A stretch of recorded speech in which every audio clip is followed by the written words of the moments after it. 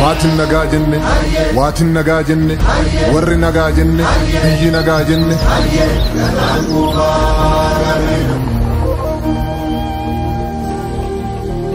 Gadaa shananin tumme, gadaa shananin muree, udaa shanan jalatti jalalaan waliin bulee.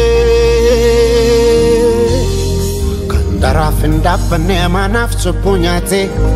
Hundumaa jantoo tuuta firratti baate saba garaa bal'atu saba garaa galaanaa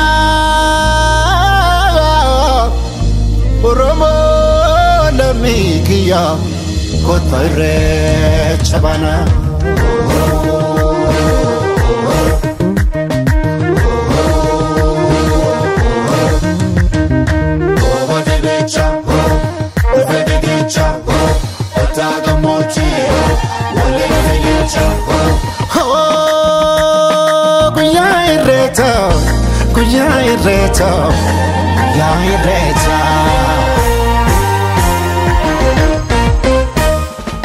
Oromoon turuu faayaan babbareedani ijoolleen abbaa gadaa wal keessa arreedani guyyaa dardaraa dubree jalalaan walii sirbu guyyaa garaa namaatee wal biraa sokkuu jibbu.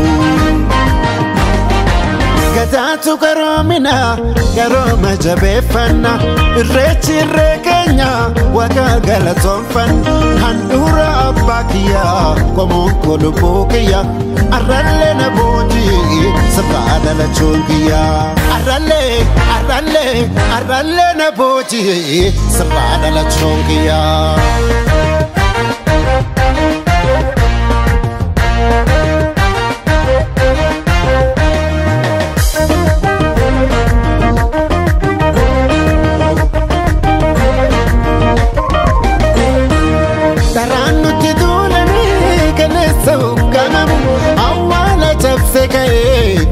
Ina gogamu daraan nuti duulanii galeessa uggamamu awwaala cabse ka'ee dhugaan ina gogamu.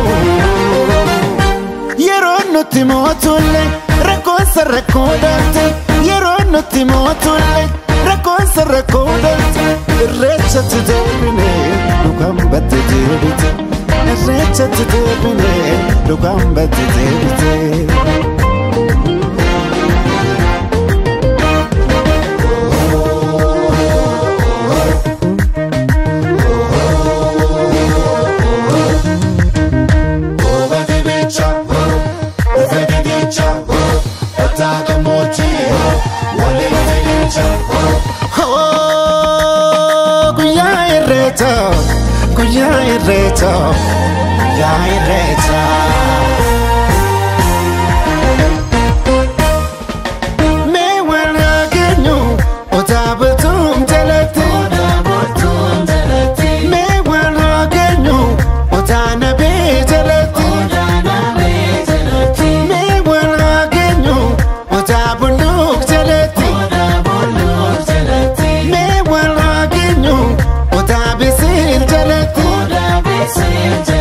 Me